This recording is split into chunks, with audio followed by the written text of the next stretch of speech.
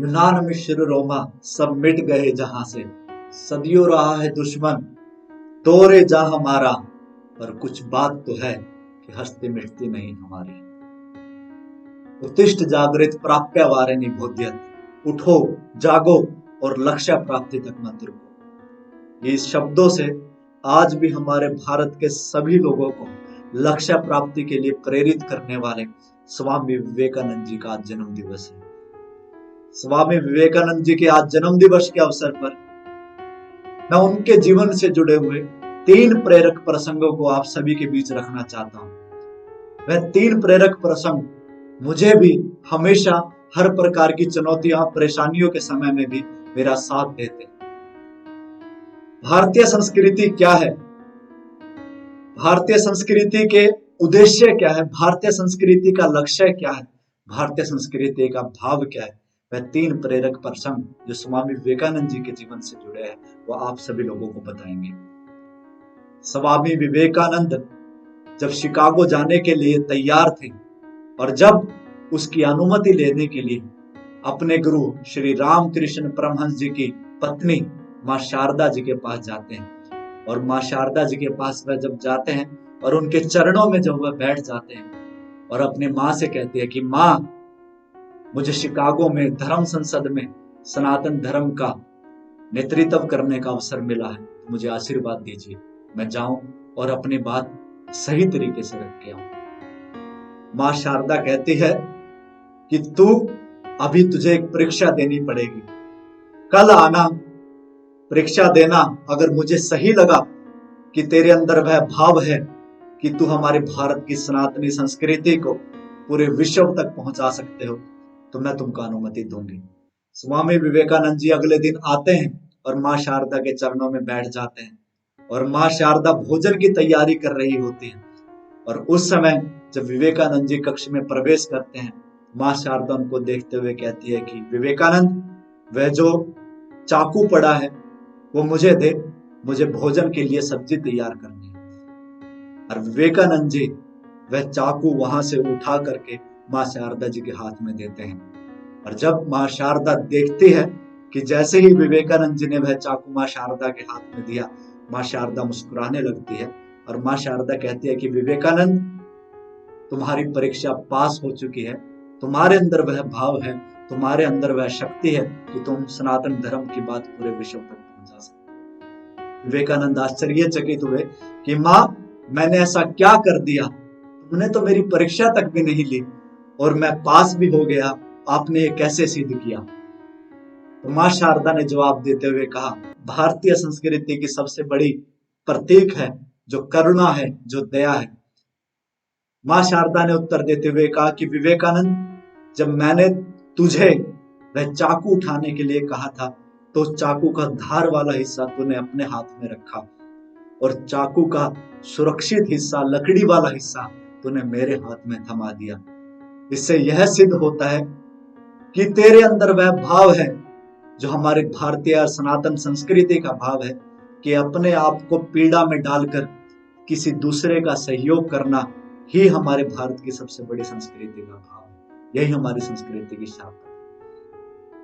दूसरा प्रसंग तब आता है जब स्वामी विवेकानंद जी शिकागो की धरती पर कदम रखते हैं। उस समय हमारे भारत की जो इमेज थी, आप सभी को पता है हमारे भारत की छवि क्या बनाई गई थी। हमारे भारत की छवि क्या थी, हमें भूखमरों का, गरीबों का, पिछड़ों का देश कहा जाता था, अनपढ़ों का देश कहा जाता था, सपेरों का देश कहा जाता था। उस समय हमारे देश का 30 वर्ष का एक युवक जो भगवा वस्त्रों में यूरोप की धरती पर कदम रखता है और जब कदम रखता है, कदम रखने के बाद अनेक प्रकार की आलोचनाओं का उसको सहन करना पड़ता है, अपमानित होना पड़ता है, अपमान को सहन करना पड़ता है, शिकायतों को सहन करना पड़ता है, अनेक पीड़ाओं को सहन करना पड़ता है। अंग्रेजी अफसर जब उनके पास पहुंचते हैं और स्वामी विवेकानंद जी को कहते हैं कि हेलो स्वामी विवेकानंद, तो स्वामी विवेकानंद जी जवाब देते हुए कहते हैं, नमस्ते, मैं अच्छा हूं। सभी अंग्रेजी अफसर हंसने लग जाते हैं और उनके अंदर वह दिमाग के अंदर जो उनके अंदर छवि थी कि कहा था ना ये अनपढ़ों के देश से आया है, ये गरीबों के देश से आया है, पिछड़ों के देश से आया है, इसको अंग्रेजी का एक शब्द बोलना नहीं आता। उनका उपहास दोबारा से उड़ाते हुए अंग्रेजी अफसर बोलते हैं कि कैसे हैं आप स्वामी विवेकानंद। तो स्वामी विवेकानंद जी अंग्रेजी में उत्तर देते हुए बड़े गर्व से कहते हैं कि हेलो, आई एम फाइन। सभी अंग्रेजी अफसर आश्चर्यचकित हो जाते हैं, शांत हो जाते हैं। और जब वह उनसे पूछते हैं कि विवेकानंद जी, अगर आपको अंग्रेजी बोलनी आती थी, जब हमने आपको अंग्रेजी में पूछा आपने हिंदी में उत्तर दिया, और जब हमने हिंदी में पूछा आपने अंग्रेजी में उत्तर दिया, आपने ऐसा क्यों किया? तो उस समय उनका उत्तर हम सभी भारतीयों के लिए सबसे महत्व रखता है।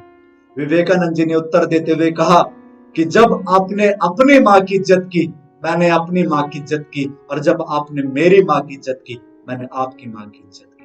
इससे यह प्रतीत होता है कि हमको हमारी हिंदी भाषा, हमारी मातृभाषा पर कितना गर्व होना चाहिए, अपने भारतीय होने पर कितना गर्व होना चाहिए। एक तीसरा प्रश्न, जब विवेकानंद जी भगवा वस्त्रों में धर्म संसद के लिए तैयार हो रहे थे, उस समय अंग्रेजी अफसर आकर उनको कहते हैं कि हे महात्मा, आपको अगर जेंटलमैन दिखना है, हम सभी की तरह अगर जेंटलमैन दिखना है, तो आपको सूट बूट पहन करके तैयार होना चाहिए, जिससे आप जेंटलमैन दिखेंगे। तो स्वामी विवेकानंद जी उनके ऊपर प्रसन्न होते हैं, उनकी बात से प्रसन्न होते हैं और हंसते हुए कहते हैं, वह विवेकानंद हंसते हुए कहता है, वह महापुरुष हंसते हुए कहता है, और उसका साहस, यह कहते हुए हंसते हुए उसका साहस दिखता है कि हमारी भारतीय संस्कृति कितनी मजबूत थी, कितनी ताकतवर थी। वह 30 वर्ष का युवक उनको उत्तर देते हुए कहता है, जब वो कहते हैं कि आप सूट बूट पहनकर तैयार हो जाइए, आप भी जेंटलमैन लगेंगे, हमारे विवेकानंद जी हंसते हुए कहते हैं कि in your country it tailors makes you man gentleman, but in our country character makes us man gentleman. मतलब तुम्हारे देश के अंदर एक टेलर तुमको जेंटलमैन बनाता है, लेकिन हमारे देश के अंदर हमारा चरित्र हमको जेंटलमैन बनाता है। और जब वह प्रसंग आता है जो आज भी हम सभी भारतीयों को गौरव से भर देता है, गर्व से भर देता है, वह प्रसंग क्या होता है, वह कथन क्या होता है, वह पल क्या होता है, जब स्वामी विवेकानंद 1893 में शिकागो की धरती पर उस धर्म संसद में भाग लेते हैं।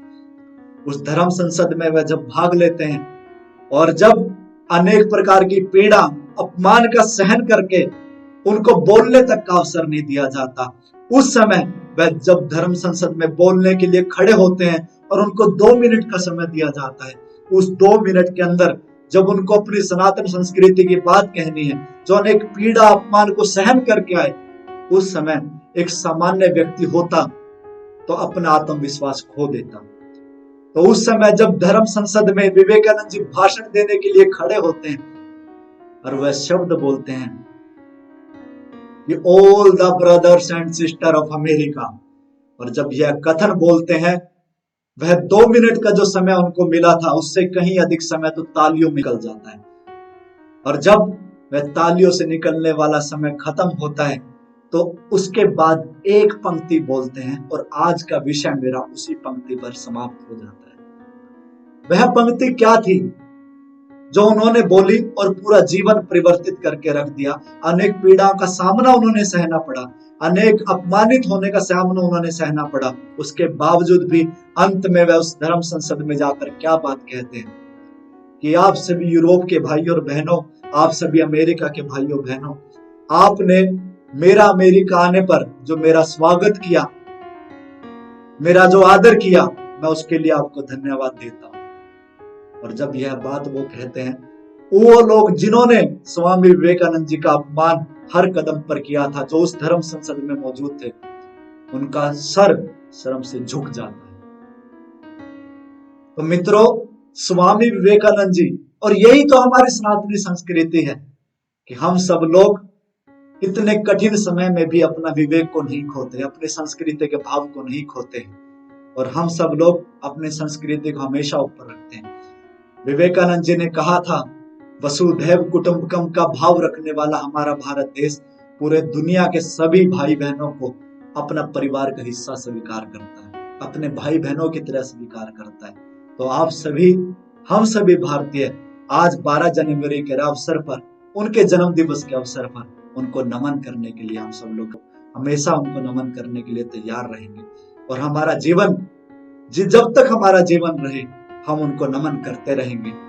और उन्होंने जो हमारे देश के लिए दिया, हम सभी भारतीय हमेशा इस भाव को लेकर उनका धन्यवाद अर्पित करते रहेंगे। धन्यवाद। जय हिंद।